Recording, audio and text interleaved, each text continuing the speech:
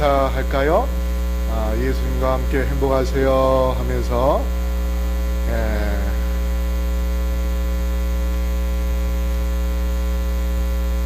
저 뒤에 우리 김영미 집사님이 몽골에서 한 자매를 오늘 인도했습니다. 우리 박수로 환영할까요? 감사합니다. 앉아주시고요. 그 뒤에 또 예쁜 자매 두 사람을 우리 김미정 자매가 데리고 모시고 왔네요. 우리 박수로 환영할까요? 감사합니다.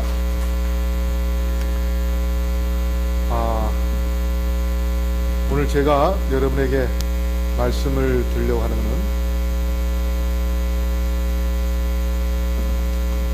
가시멸관과 십자가라는 제목으로 말씀을 드리려고 합니다. 우리 늘 외우는 기억절 한번 해볼까요? 시작. 사랑하는 자여, 내 영혼이 잘됨 같이 내가 범사에 잘되고 강건하기를 내가 간구하노라. 지난번에 제가 설교할 때에 사람을 연단하는 것은 뭘로 연단한다 했습니까? 칭찬으로 연단한다. 그래서 우리가 한번 옆에 분하고 또 뒤에 분하고 이렇게 쳐다보면서 오늘 옆에 분이 또 뒤에 있는 사람이 어떤지, 칭찬할 거리가 뭔지 한번 보시고 서로 이렇게 좀 칭찬을 한번 좀 해보십시오.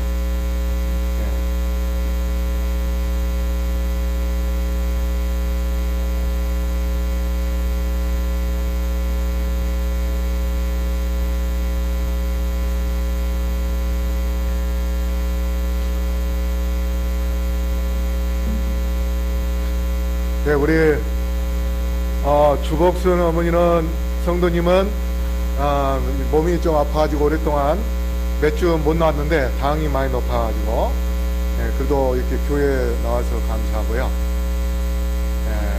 그 다음에 우리 이혜미자 집사님하고 이종 집사님은 아주 먼 곳에서 불편한 가운데도 늘 이렇게 열심히 참석하고, 그 다음에 우리 정은아 집사님은 또 과일 배달 위해서 늘 열심히 봉사해주셔서 감사합니다. 여러분들이 늘 이 교회를 사랑하고 그런 마음을 갖게 해주셔서 감사합니다. 오늘 제가 여러분에게 말씀을 드릴 제목의 이 본문은 마가복음 15장 17절부터 20절까지 우리 다 같이 읽어볼까요? 다 같이 봉독하겠습니다. 시작. 예수에게 자색 옷을 입히고 가시관을 엮어 씌우고 경례하여 이르되 유대인의 왕여 평안할지어다 하고 갈대로 그의 머리를 치며 침을 뱉으며 꿇어 절하더라. 희롱을 다한 후 자색 옷을 벗기고 도로 그의 옷을 입히고 십자가에 못 박으려고 끌고 나가니라. 자, 이게 예수님의 마지막 생애에 어떻게 비참한 그러한 수모를 당하고 계시는지를 우리가 이 말씀을 통하여 알 수 있습니다. 그런데 17절에 보면 가시관을 엮어 씌우고 했는데, 여러분이 나무에 보면은 이 가시가 나오는 나무가 있습니다. 그 나무들이 어떤 나무입니까? 탱자나무, 찔레나무, 장미꽃나무, 아카시아 나무. 그런데 이 가시가 나오는 나무들은요, 이렇게 아름드리 나무가 없습니다. 장미꽃나무도 어떻습니까? 가늘다라죠. 그렇죠? 가늘다랗게 휘어질 수도 있고, 탱자나무는 어느 정도 줄기는 좀 약간 굵은데 올라가면서 또 가늘해지고, 그 다음에 찔레 나무도 그렇고, 아카시아 나무는 좀 약간 굵긴 굵지만 아름드리 그런 아카시아는 못 본 것 같아요. 그래서 이 가시가 나오는 것들은 줄기가 가늘다랍니다. 크질 않아요. 그러나 가시가 없는 나무들은 굉장히 커요. 아까 제가 침례반에서도 이야기를 했는데, 제가 아프리카에 가보니까 바오밥 나무가 있는데, 바오밥 나무가요, 저희가 거기 7명이 갔어요. 저랑 포함해서. 어른 셋, 학생 4명. 그런데 바오밥 나무를 이렇게 손을 뻗어가지고 7명이서 동그랗게 섰는데도 7명이 이 감쌀 수가 없을 정도로 나무가 그렇게 줄기가 엄청나게 커요. 그게 아마 노홍수 이후부터 생겼던 그런 나무인 것 같아요. 이 바오밥 나무는 뿌리가 하늘로 올라온 같은 그러한 나무입니다. 거기에다가 방도, 그 안에 나무를 줄기 거기를 파내가지고 방을 꾸민 그런 데도 있고요. 아예 나무 위에다가 또 집을 짓고서 사는 그러한 카페도 만들고 하는 그런 아주 큰 나무 있습니다. 그래서 가시가 없는 나무는 집을 짓기에 아주 좋습니다. 그래서 집을 짓고, 그 다음에 이 기와집 같은 데 보면, 통나무집 같은 데 보면 이 큰 나무들이 맨 위에 상량, 이 기둥을 이렇게 쭉 세워서 그걸 통하여 뭡니까? 양쪽에다가 나무를 이렇게 내려가지고 지붕을 씌우는 그러한 집들을 짓는데, 우리 저기 뒤에 홍익수 장로님이 그런 그 목조 건물을 짓는 그러한 일을 하십니다. 근데 가시 있는 나무는요, 사실 쓸모가 없어요. 그냥 불이나 때는 뗄감밖에 안 됩니다. 그래서 사람도 마찬가지입니다. 가시가 없는 사람은 용도가 많은 아주 훌륭한 지도자, 그리고 꼭 필요한 사람이고 사람들이 즐겨 좋아하는 그러한, 그래서 성현, 아주 크게 될 그러한 그릇에서 쓸 수 있는 사람입니다. 그런데 예수님과 관계된 마지막 생애에서 관계된 두 나무가 있는데, 바로 가시면류관 나무. 그 가시면류관 나무는 예수님께 어떤 역할을 했습니까? 그 다음에 십자가 나무. 그 십자가 나무는 예수님과 무엇을 이루었는가? 우리 한번 좀 생각을 해보겠습니다. 가시면류관에는 분명히 예수님의 보혈의 피가 있습니까, 없습니까? 있어요. 가시관을 씌우고 그걸 또 몽둥이를 때려가지고 오히려 더 살갗 깊게 그 가시면류관이 예수님의 머리를 찔러서 머리에서 피가 줄줄 흘렸습니다. 예수님의 보혈의 피가 묻은 그러한 가시면류관이지만, 그러나 우리 신앙에 있어서 가시면류관은 뭐예요? 아무 가치가 없는 그러한 나무입니다. 반대로 십자가, 거기에 플러스 보혈, 예수님이 죽으셨지만, 그러나 그 십자가에 묻은 그 피는 우리에게 뭘 주는 겁니까? 구원을 주는 그러한 6,000년 역사에서 가장 가치 있는 나무가 바로 예수님께서 십자가 달려 돌아가신 그 십자가의 나무, 그 나무가 이 세상에서 가장 가치 있는 나무입니다. 왜 그런가? 만약에 그 예수님이 십자가를 달려 돌아가셨던 그 나무가 지금도 이스라엘 갈보리 언덕에 있다고 생각을 해보십시오. 어떨까요? 만약에 그 십자가를 경매에 내놓는다고 한번 생각을 해보십시오. 얼마에 팔릴까요? 아마 몇백억, 몇천억에 팔릴 겁니다. 그 나무 하나만 세워놔도 24시간 밤새도록 전 세계의 그리스도인들이 찾아와서 뭐 할까요? 거기서 기도할 겁니다. 하나의 썩어져 버릴 그러한 나무지만, 십자가의 보혈의 피가 묻은 그 십자가는, 예수님의 피가 묻은 그 십자가는 가장 가치 있는 나무가 된 것입니다. 이 나무가 볼 때는 뭐예요? 별로 좋아 보이지는 않지만, 그러나 보혈의 피가 흘린 묻은 그 십자가, 그래서 가시면류관은 최후에 예수님과 함께 했지만 예수님께 고통만 준 그러한 가시면류관이고 가치 없는 것이었지만, 그러나 십자가는 예수님과 함께하면서 인류에게 구원을 주는 그러한 놀라운 역할을 하는 나무가 됩니다. 그래서 예수님의 인생에 있어서 두 나무를 이야기한다면, 예수님께서 탄생하실 때 말구유, 그 나무는 예수님께서 태어나시자마자 제일 처음으로 편안하게 누운 그러한 곳이었고, 그 다음에 예수님이 죽으실 때의 십자가는 예수님의 생의 마지막 예수님께서 누우실 수 있는 그러한 나무입니다.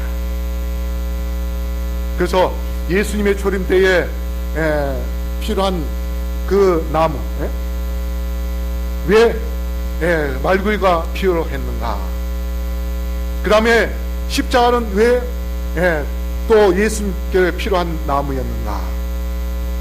바로 그 말구유를 통해서 예수님께서 만왕의 왕으로서 온 우주에 모든 거민들에게 찬양과 존귀와 영광을 받을 수 있는 그분이, 우리 사람도 쉽게 잘 수 없는 그 말구유에 태어나신 그 예수님, 그분이 정말 가장 겸손하게 그리고 가장 천한 곳에 태어나셔서 우리를 위하여 봉사하신 그러한 보석과 같은 그러한 존재임을 우리에게 보여주는 그 역할이 바로 말구유.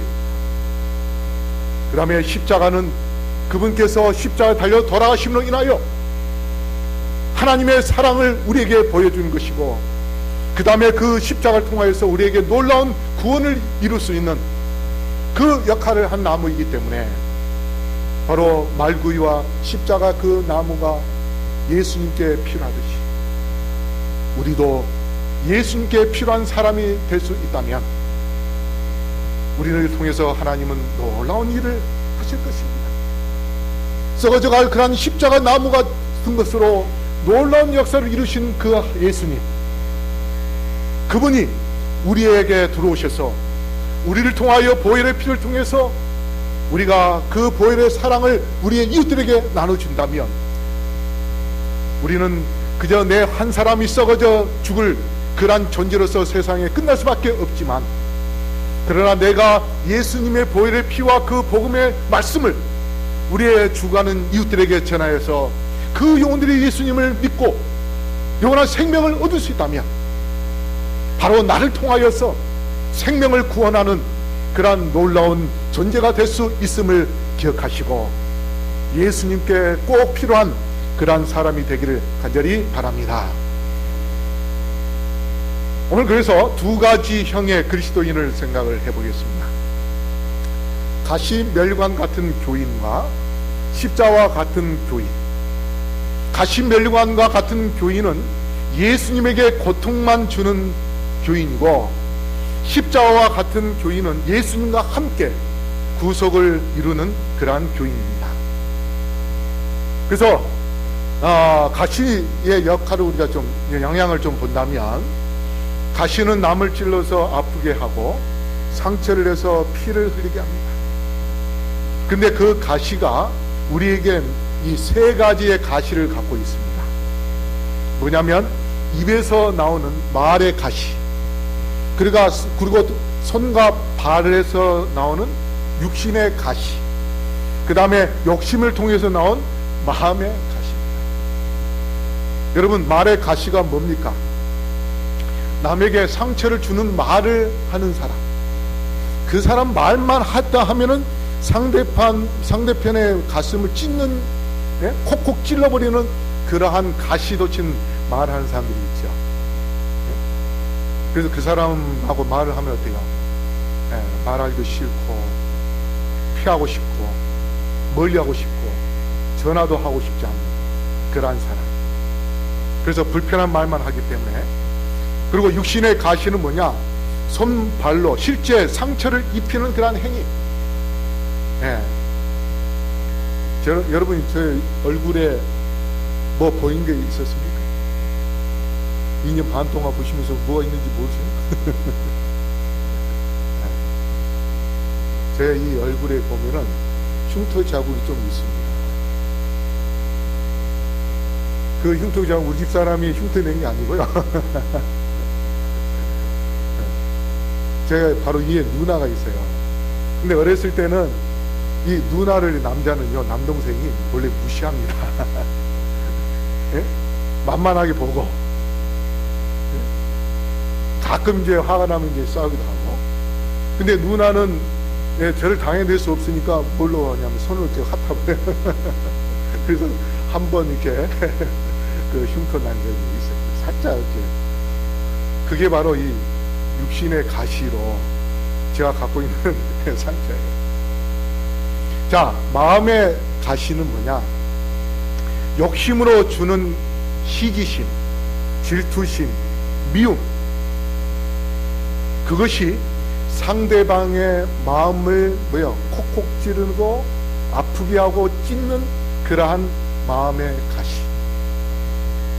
고린도후서 12장 7절 우리 다시 읽어볼까요? 네, 시작. 여러 계시를 받은 것이 지극히 크므로 너무 자만하지 않게 하시려고 내 육체의 가시 곧 사탄의 사자를 주셨으니 이는 나를 쳐서 너무 자만하지 않게 하려 하심이라. 자, 이것은 바울이 하는 이야기인데, 바울이 어떤 가시를 갖고 있냐면 다메섹에서 예수 믿는 사람들 죽이려고 가다가 누구를 만났습니까? 예수님을 만났죠. 강한 빛이 내려왔습니다. 그것으로 눈이 어두워지고 눈이 비늘이 있을 정도로. 근데 그때 이후로부터 사도 바울은 눈이 침침했습니다. 그래서 늘 사도 바울이 하나님께 어떻게요? 기도했어요. 주여, 저의 눈을 잘 보이게 좀 해달라고. 그래서 그렇게 열심히 기도했지만 하나님께서 응답을 안 해주셨어요. 내게 내 은혜가 족하도다, 그렇게 말씀하셨습니다. 그 다음에 이 사도 바울은 다리가요 5다리라고 그래요. 5다리. 그래가지고 다리 걷는데 늘 불편했습니다. 이게 바로 사도 바울에게 육체의 가시입니다.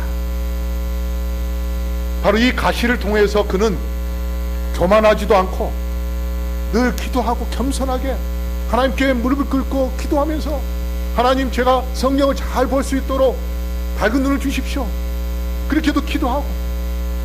그래서 자기의 모습이 어떻게 멋있게 잘생기고 그러한 존재가 아니기 때문에 교만하지 않고 늘 겸손한 마음으로.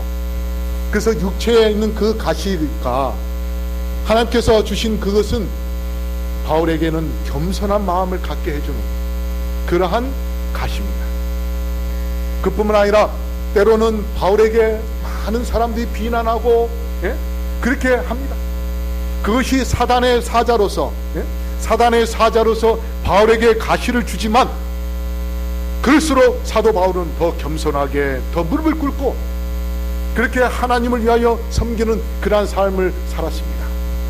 그래서 육체의 가시는 바로 사단의 사자라고 했는데, 그렇다 해서 우리가 우리의 믿음의 가족들에게, 우리의 식구들에게 겸손하도록 육체의 가시를 주면 될까요? 안 될까요? 우리는 그렇게 되면 내 자신이 사단의 사자의 역할을 할 수밖에 없는 것입니다. 그래서 교인에게 주는 가시의 영향은 그 말 한마디에 의하여 그 사람이 교회를 떠나버립니다. 옛날에 어느 목사님이 감리교 청년하고 성경을 토론하게 되었습니다.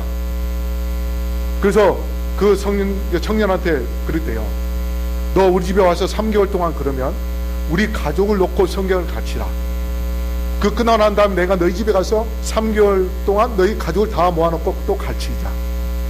그래서 서로 좋다고 해가지고 그 청년이 이 목사님 집에서 다 가르치고 3개월 뒤에 이 목사님이 그 집에 가서 성경을 가르쳤는데, 그 아버지가 교회를 관리하는 그러한 감찰인가 그런 가족이었어요. 가족이 9명가 있었답니다. 근데 이 목사님이 성경을 다 가르치고 3개월도 태우기도 전에 그 아버지가 그분한테 이야기해요. 목사님, 이번 돌아온 안식일날 저희가 교인들을 초청하겠습니다. 교인들로 같이 오십시오. 그래서 갔대요. 그랬더니 그때가요, 딸기가 막 이제 익을라 말라 해서 나올 때인데 조금 익었는데, 그러니까 이제 먹을만 한 건 합니다. 비싸겠죠, 옛날이면. 오래된 전입니다. 근데 그 딸기를 내놓았는데 그 딸기 위에다가 뭘 얹혔냐면, 맛이 없을까봐 하얀 설탕을 위에다가 잔뜩 뿌려가지고 그렇게 해서 접시에 담겨놨어요. 그것을 본 한 고지식한 장로님이 그 집 주인한테, 장로님, 이 딸기 위에 있는 게 이게 뭡니까? 말투가 어때요? 뭔가 심상치 않는 목소리예요. 그러니까 갑자기 이 감리교 장로님이, 장로님, 혹시 저희가 뭐 잘못한 게 있습니까? 잘못했죠? 이 위에 이게 뭡니까? 이거 설탕입니다. 설탕 먹어서 됩니까?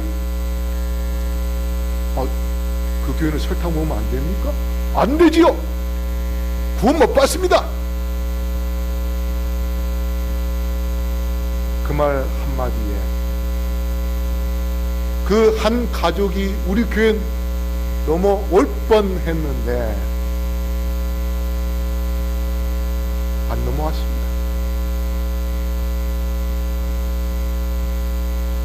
이게 바로 가시입니다. 가시 면류관이에요. 예수님에게 고통을 주는 가시 면류관. 아무 도움을 주지 않는, 오히려 고통만 주는 가시 면류관. 그런데 십자가형 그리스도인, 자, 십자가는 어떤 역할을 하는지 아세요? 첫 번째, 전도했습니다. 예수님께 평안을 주었습니다. 그 다음에 아버지 하나님을 보게 했습니다. 그리고 함께 못 박혔습니다. 그 다음에 구속을 완성했습니다. 한번 볼까요? 누가복음 23장 26절 한번 읽어볼까요? 시작. 그들이 예수를 끌고 갈 때에 시몬이라는 구레네 사람이 시골에서 오는 것을 붙들어 그에게 십자가를 지워 예수를 따르게 하더라. 예수님이 십자가 지고 가고 그 채찍을 맞으면서 밤새도록 잠을 못 자고 고문당해서 지친 그 예수님이 그 골고다 언덕 올라가는 도중에 쓰러질 때, 도저히 이제 더 이상 메고 갈 수 없을 때에 로마 군인이 누구를 불렀어요? 구레네 시몬, 깜둥이입니다. 구레네가 아프리카입니다. 야, 너 깜둥이 이리 와. 제가 욕하려는 거 아니에요. 그냥 그 당시, 예? 로마 병사 그렇게 불렀을 거예요. 너 이리 와. 너 이거 치고 가. 천하게 여겼던 그 사람. 그러나 그가 십자가를 지고 같이 올라가면서 채찍을 맞으면서도 아무 말 없이 도살장에 끌려가는 어린 양처럼 올라가시는 그 예수님을 바라보고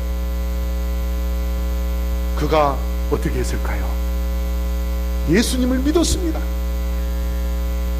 그 자녀들이 성경에 나와요. 그 다음에 예수님이 이제 십자가 다 지고 골고다 위에 올라가서 못 박기 전에 어떻게 했습니까? 예수님이 나무 위에 누웠습니다. 그분이 3년 반 동안 우리 일을 위하여 봉사하실 때에 한 번도 제대로 편하게 주무시지 못했던 그 예수, 그 골고다 언덕에서 지치고 지친 그 몸으로 올라오셔서, 여러분, 사람이 지칠 때에 잠깐 누워서 쉬는 게 어떨까요? 그만큼 편안할 수가 없습니다. 화평케 하는 자는 복이 나니 그들이 하나님의 아들이라 일컬음을 받을 것이며, 내 자신이 십자가형 그리스도인이라면, 그래서 예수님께 평안을 끼칠 수 있는, 드릴 수 있는, 나가 예수님을 위하여 찬양하고 예수님의 영광을 위하여 봉사하고, 그렇게 했을 때에 예수님은 우리를 통해서 뭐예요? 평화롭게, 아이고 그래 얼마나 착하고 얼마나 예쁘니, 우리가 무더운 여름에 그 과일 배달을 위하여 그 어려운 걸음을 할 때에 하나님께서는 어떻게 보실까요? 우리를 예쁘게 보실 것입니다. 그 다음에 세 번째, 십자가에 누워서 예수님이 어디를 보았을까요? 십자가에 누우면 어디를 봅니까? 하늘을 봅니다. 예수님께서 누구를 생각했을까요? 아버지 하나님을 생각했습니다. 십자가 위에서 엘리 엘리 라마 사박다니, 아버지 아버지 어찌하여 나를 버리셨나이까 하시면던 그 예수님, 그분이 십자가 위에서도 누구를 봤을까요? 그 누워 있으면서 아버지 하나님을 봤을 겁니다.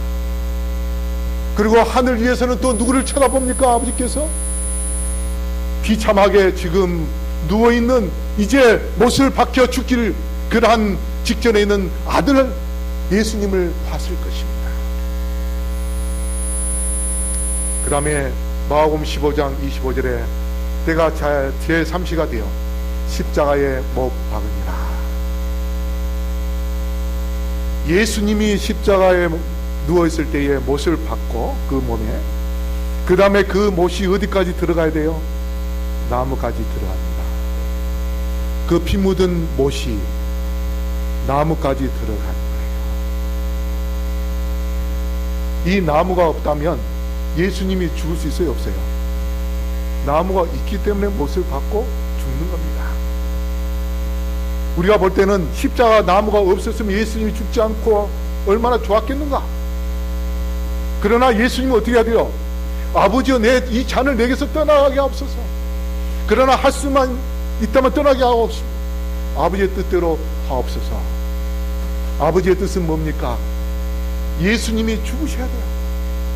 예수님이 피를 흘려서 죽으셔야 돼요. 그래야 온 인류를 구원할 수 있기 때문에 그렇습니다.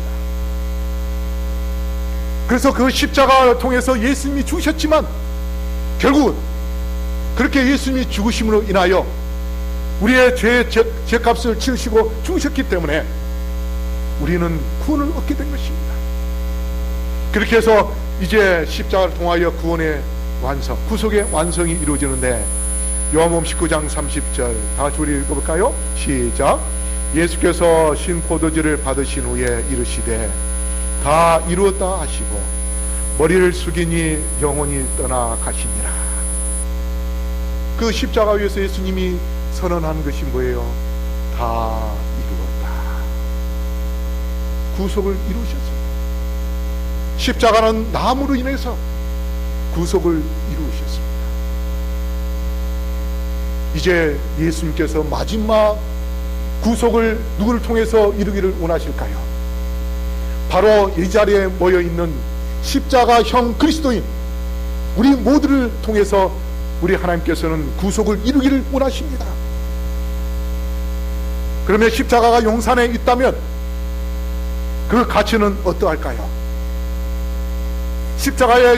십자가가 이 용산교회에 있다면 예수님이 십자가 달려 돌아가신 그 십자가 보혈 피가 이 교회에 있다면 어떻게 할까요? 저는요 잠 못 잘 겁니다. 사람들 계속 문을 두드리면 문을 열어주고, 예? 아마 이 전 세계에서 다 와야 되기 때문에 말도 안 통하는 사람들하고 같이 뭐예요? 그 사람들이 이 용산 전체를 막, 예? 구름대처럼 몰려올 거예요.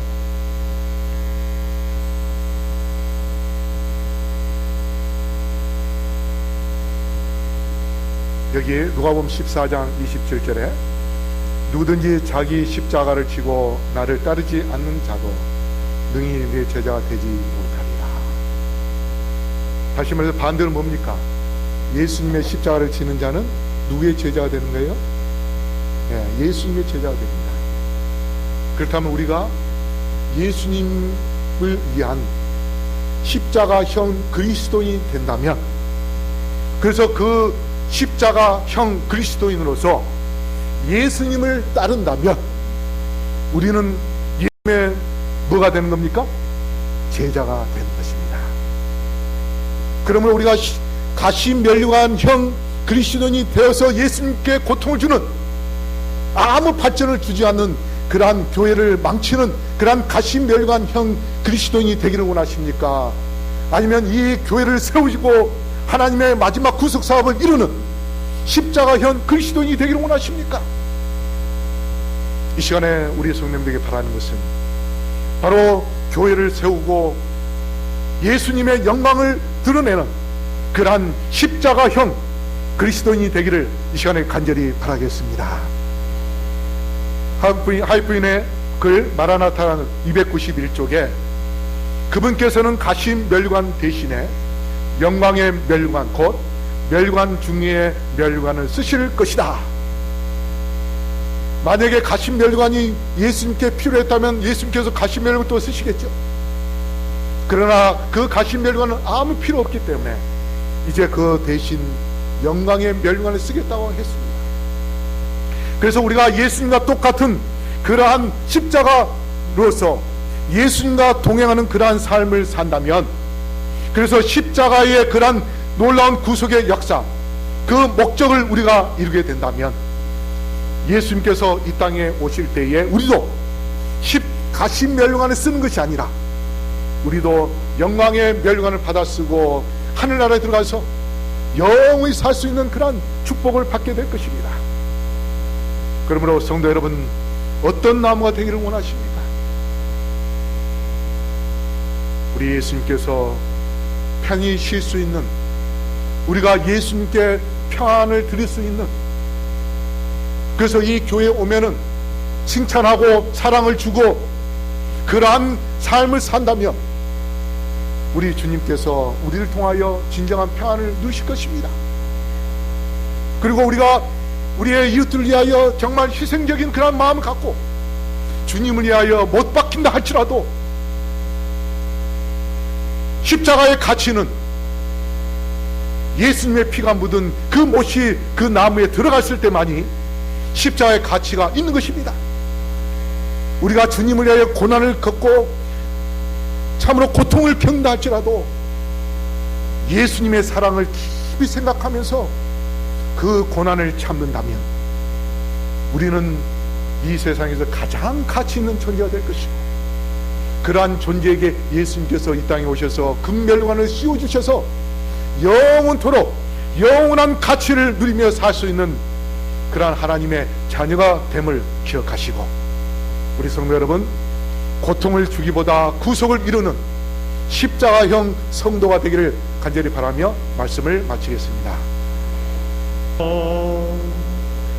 사랑의 아버지 하나님, 오늘 두 나무를 생각했습니다. 예수님에게 고통만 주는 가시면류관과 예수님과 함께 동행하며 평안과 또 구속을 이루는 십자가, 아버지, 오늘 저희들이 결심했습니다. 십자가와 같은 그리스도인이 되기를 결심했습니다.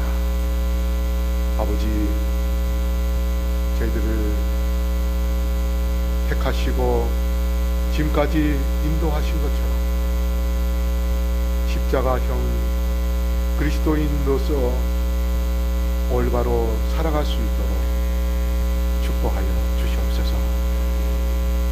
전도하는데 힘쓰게 하여 주시옵소서.